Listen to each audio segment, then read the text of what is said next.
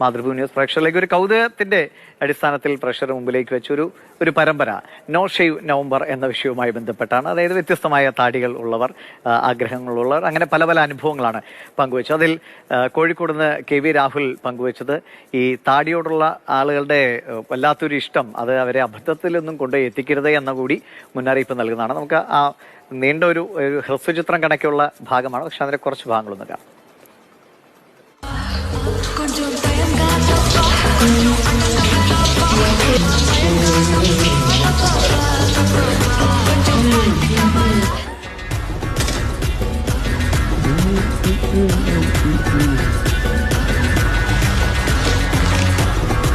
കുറച്ച് താടിയും കൂടെ ഉണ്ടായിരുന്നെങ്കിൽ വേറെ ലെവലായനെ. എടാ, മാർക്കറ്റിലേ താടി വളരാൻ വേണ്ടി ഇപ്പൊ കുറെ സാധനങ്ങൾ ഉണ്ട് കേട്ടോ. കരടി നെയ് വരെ കിട്ടാൻ സാധ്യതയുണ്ട്.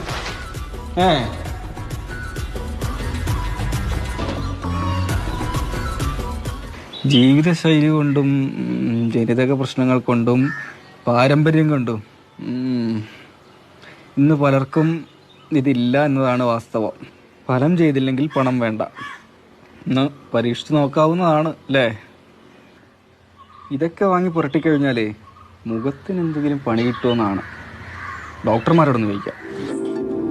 താടി വരുന്ന കുറേ പ്രൊഡക്ട്സ് അങ്ങനെ മാർക്കറ്റിലുണ്ട്. പക്ഷേ ഇത് വെച്ചിട്ട് സയൻറ്റിഫിക്കലി ഒരിക്കലും നമുക്ക് താടിയും ഹെയറിൻ്റെ തലയിലുള്ള സ്കാൽപ്പ് ലെയറും ഭയങ്കര ഡിഫറെൻ്റ് ആണ്. അതിൻ്റെ ഗ്രോത്ത് പാറ്റേൺ ആണ്.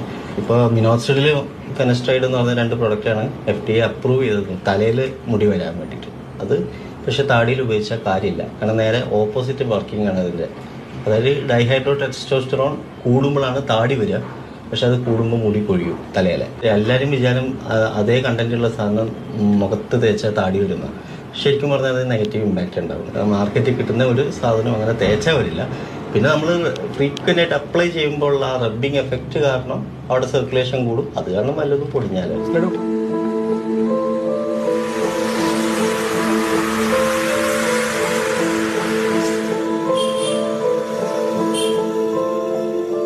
വായ്പ വാങ്ങിയത് തിരിച്ചു കൊടുക്കാനുണ്ട്, ബാങ്കിൽ പൈസ അടക്കാനുണ്ട്, പലിശ, എന്തൊക്കെ പ്രശ്നങ്ങളുണ്ട് നാട്ടിൽ.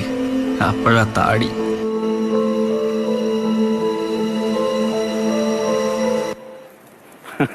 രാഹുലെ, എനിക്ക് ഈ നിങ്ങളുടെ ഈ ഷോർട്ട് ഫിലിമിന്റെ അവസാനത്തെ ഈ ഭാഗം തന്നെയാണ് ഏറ്റവും ഇഷ്ടപ്പെട്ടത്. എന്തൊക്കെ പ്രശ്നങ്ങളുണ്ട് നാട്ടിൽ, അതിനിടയിലെ ഒരു താടി. പക്ഷെ നമ്മൾ അതിൻ്റെ ഒരു കൗതുകമാണ് പല പല കഥകളിലൂടെ പ്രേക്ഷകരുമായി പങ്കുവച്ചത്. ഈ താടിയും മുടിയും ഒരുപോലെ കിട്ടുക എന്നുള്ള ഭാഗ്യമായിട്ട്. ഇവിടെ താടിയുള്ളപ്പോൾ മുടിയില്ല, അവിടെ രാഹുലിന് മുടിയുള്ളപ്പോൾ താടി ഇല്ലാത്തതിന് വിഷമം. ഇത് ശരിക്കും രാഹുലിന് ഉള്ളിൽ തട്ടി വിഷമമുണ്ടോ അതോ ആളുകളുടെ അനുഭവങ്ങൾ പങ്കുവയ്ക്കുകയാണോ?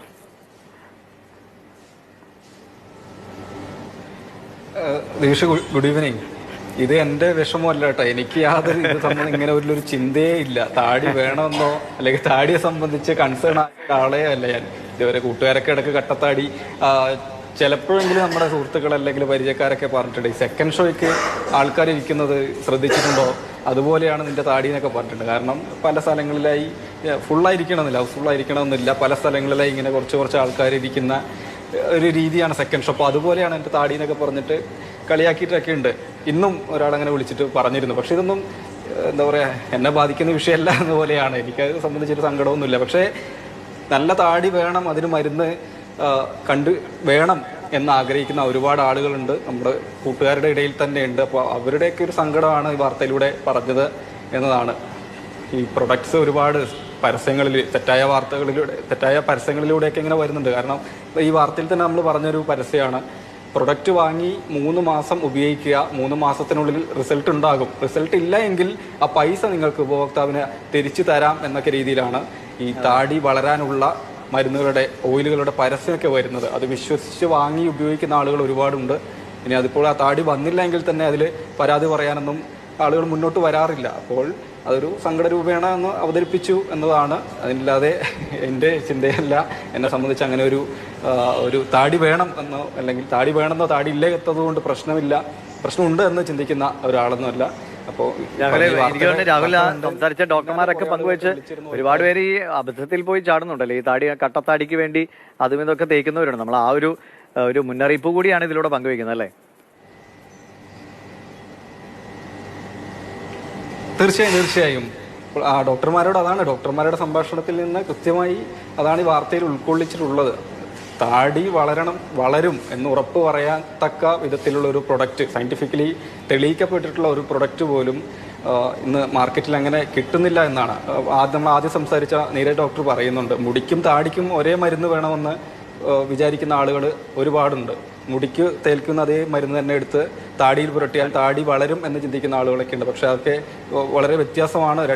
രണ്ട് ഫലം ചെയ്യുക. അപ്പം തന്നെ ആയുർവേദത്തിൽ എന്തെങ്കിലും മരുന്നുണ്ടോ എന്നാണ് മനോജ് ഡോക്ടറോട് നമ്മൾ ചോദിക്കുന്നത്. അപ്പോൾ അദ്ദേഹം പറയുന്നത്, ഞാൻ ചോദിക്കുകയാണ്, തമാശ രൂപേണ ചോദിക്കുകയാണ്, ഡോക്ടറെ പെട്ടെന്ന് താടി വരാൻ എന്തെങ്കിലും മരുന്നുണ്ടോ? പ്രത്യേകിച്ച് ഈ 3 മാസം കൊണ്ട് താടി വരുന്ന ഉറപ്പ് നൽകുന്ന ആ മരുന്ന്, അതൊക്കെ മനസ്സിലുള്ളത് കൊണ്ടാണ് ചോദിക്കുന്നത്. അപ്പം ഡോക്ടർ തിരിച്ചു മറുപടി പറയുന്നതാണ്, പെട്ടെന്ന് താടി വരണമെങ്കിൽ വെപ്പ് താടി വെക്കുന്നതായിരിക്കും നല്ലതെന്ന്. അപ്പോൾ ഡോക്ടർമാർ പോലും അത്രയും രസകരമായിട്ടാണ് നമ്മളിത് പങ്കുവയ്ക്കുക. പ്രേക്ഷകരുടെ ശ്രദ്ധയിലേക്ക് കൂടി രാഹുലെ നമ്മൾ പറയുകയാണ്, ഇത് താടി ഉണ്ടെങ്കിലും ഇല്ലെങ്കിലും മുടി ഉണ്ടെങ്കിലും ഇല്ലൊക്കെ നമ്മുടെ സൗന്ദര്യവും നമ്മുടെ ഇഷ്ടവുമാണ്. അതിന് നമുക്ക് ആരെയും ബോധിപ്പിക്കേണ്ട ആവശ്യമില്ല. പക്ഷെ നോ ഷേവ് നവംബർ എന്നൊരു ക്യാമ്പയിനുണ്ട്. അതിന്റെ ഭാഗമായി നമ്മൾ ഈ താടിക്കഥകൾ പറഞ്ഞതേ ഉള്ളൂ. മറ്റൊരു അഗാധമായ അർത്ഥതലങ്ങൾ ഇതിൽ കാണേണ്ടതുമില്ല. ശരി രാഹുലെ.